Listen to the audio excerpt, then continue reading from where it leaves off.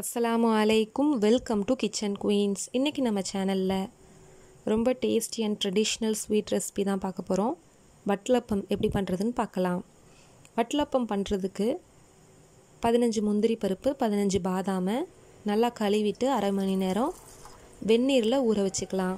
அரை மணி நேரத்துக்கு அப்புறம் பாதாம் மேலே உள்ள தோல்கள்லாம் நீக்கிட்டு மிக்சி ஜாரில் சேர்த்துக்கலாம். பாதாம் முந்திரியை மிக்சி ஜாரில் சேர்த்துட்டு கூடவே 1/4 கப் பால் சேர்த்து நல்லா ஃபைன் பேஸ்ட்டாக அரைச்சி எடுத்துக்கலாம். இப்போ நாம் முட்டை, சீனி, பாலை அரைச்சிக்க போகிறோம். அதுக்கு ஒரு பெரிய மிக்சி ஜாரில் 1/4 கப் சுகர் சேர்த்துருக்கேன்.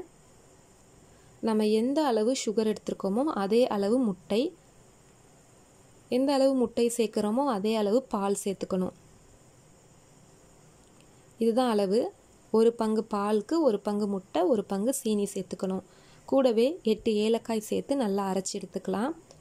அரைச்சிட்டு நம்ம ஏற்கனவே அரைச்சி வச்ச முந்திரி, பாதாம் விழுதையும் சேர்த்து கூடவே 1/4 டீஸ்பூன் போல் உப்பு சேர்த்து ஒரு 30 செகண்ட் அரைச்சி எடுத்துக்க போகிறோம்.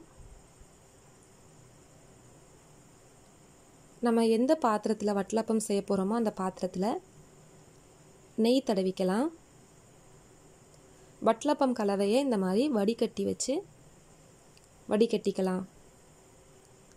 வடிகட்டும் போது இந்த ஏலக்காயோட தோல்கள்லாம் வடிகட்டியில் தங்கிடும். அதே போல் முட்டையோட ஸ்மெல் இல்லாமல் இருக்கும்.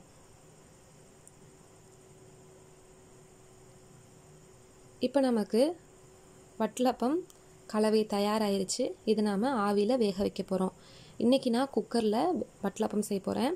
குக்கரில் தண்ணி ஊற்றி கலவிட வச்சுக்கோங்க. வட்டலப்பம் பாத்திரத்தையும் வச்சு இந்த மாதிரி டைட்டான மூடி போட்டு மூடி வச்சிடலாம்.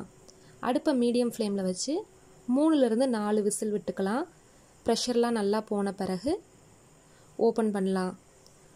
நம்ம ஓப்பன் பண்ணும்போது மூடிக்கு மேலே நிறையா தண்ணி நிற்கும். ஒரு காட்டன் கிளாத் வச்சு அந்த தண்ணியெல்லாம் உறிஞ்சி எடுத்துக்கோங்க.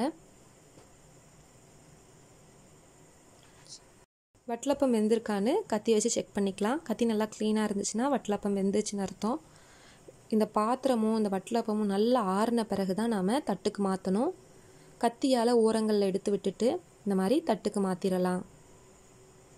நம்ம ஆறாமல் தட்டில் மாற்றினோண்டா வட்டலப்பம் உடஞ்சி வந்துடும். அதனால் நல்லா ஆறின பிறகு தட்டுக்கு மாற்றிக்கோங்க. இதை இப்போ நம்ம கட் பண்ணி சர்வ் பண்ணலாம்.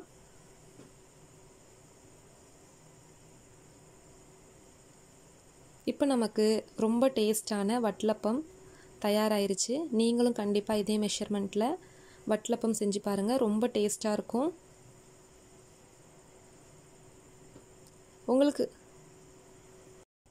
இந்த வட்டலப்பம் ரெசிபி பிடிச்சிருந்துச்சுன்னா லைக் பண்ணி, ஷேர் பண்ணி, கமெண்ட் பண்ணுங்கள். நம்ம கிச்சன் குயின்ஸ் சேனலை இதுவரை சப்ஸ்கிரைப் பண்ணாதவங்க சப்ஸ்கிரைப் பண்ணிக்கோங்க.